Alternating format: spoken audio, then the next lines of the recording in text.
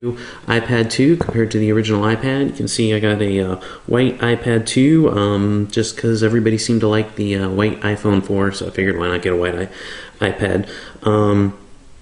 They're pretty much about the same height, but the iPad 2 is definitely lighter, it's thinner, and hopefully you can tell here in the video, but you can see in my left hand here, the original iPad is kind of like an iPhone 4. It's very square-like, whereas the iPad 2 is rounded off.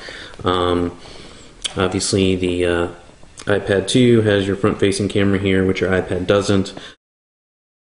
Of course, the other big advantage for the iPad 2 is it's faster. It's got the A5 chip, it's got twice the amount of RAM, and some JavaScript that makes the Safari pages load faster. So what we're going to do is just type in a website here, go to bbc.com, and got it loaded in both, and we'll hit go. We got the iPad 2 here on the left and the original iPad on the right, and you can just watch the difference in how quickly they load.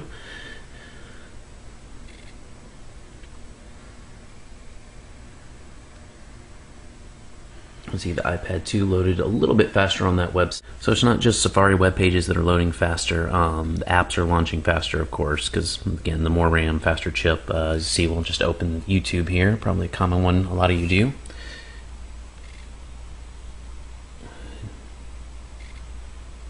And you can see, we'll go to most viewed, since they both have to load that page. You can see how much faster the iPad 2 just brought that in.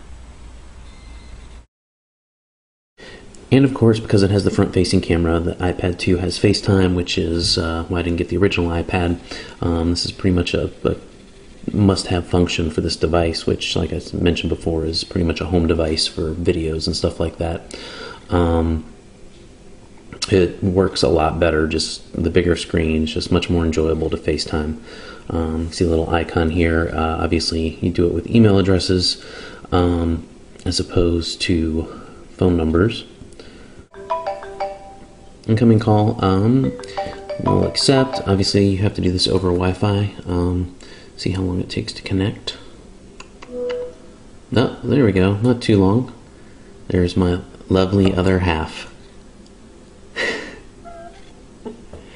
Hi, honey. And you can see this is probably about twice the size of an iPhone 4, just the space that the FaceTime is doing. So it just makes it a much more pleasurable experience. And anyway, I guess I'll let you have the iPad 2 back. Thanks. Bye. See ya. And the last big thing about the iPad 2, and it's not the iPad 2, it's just iOS 4.3, but since this is my first iPad, the killer feature for me having kids, and it's going to be kind of a home watching device, is the home share or streaming of videos. And what you need to do for that is just right here on this videos app, you just tap that. I was trying to tap iPod, which is where your music is, but then you can see all your videos in iTunes are just there to be selected. First time it loads, it's a little bit slow, but I mean, once it's synced up, it's pretty good to go. And then the streaming works really well. You can see you get a little kind of description of what it is. This is classic Schoolhouse Rock. And kids love that. You can stick in the headphone jacks and stay in bed with the wife and watch. So anyway, okay, very awesome feature with the iPad 2 is the new accessory, the smart cover.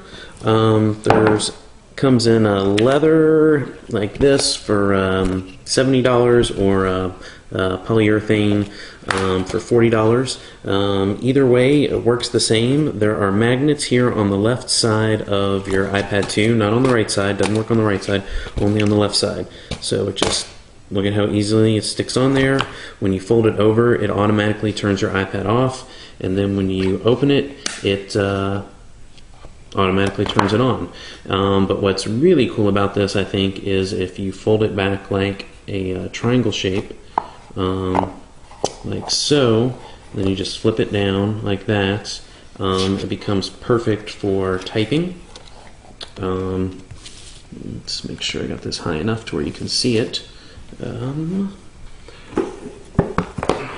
So you can just set it down and it becomes perfect for typing, or you can just stand it up like that. And it works amazingly well. You can see how quickly you can just shut it off, shut it back on. Again, very simple to just flip it over, make a little stand. That's great for viewing TV, or again, like that if you want typing. And the other thing you can do with it is you fold it over the back, and it does actually provide some protection for the back. Supposedly it cleans the screen. I don't know so much about that, but it definitely protects your screen. Since this is mostly going to be around the house device for me, I'm not going to get a case. This is my case, and it is my stand, and it's a great purchase. So, in conclusion, after playing with both these for the weekend, I wouldn't really argue with someone who had the original iPad that's just going to wait for the iPad 3, because that's going to have the Retina display. So, I don't have a problem with that. But there's no doubt that the iPad 2 is a superior device. It's newer, it's faster, it's thinner. That's all nice, but what really makes a big difference is FaceTime. The camera's a big deal to me. FaceTime on an iPad is so much better than on an iPhone. It's just very nice. The smart cover, I'm shocked, but I think that is actually a really big deal, because it's just, I've been watching a lot of video, and I just take this from one room to another, and I just slap it down on the counter. It's really, really nice. I haven't used it to type too much, but if you do typing, the smart cover makes it all the much better as well. So I'm still probably going to sell this in a year to get the iPad 3 Retina display, but in the meantime, this is a great little toy to have rented.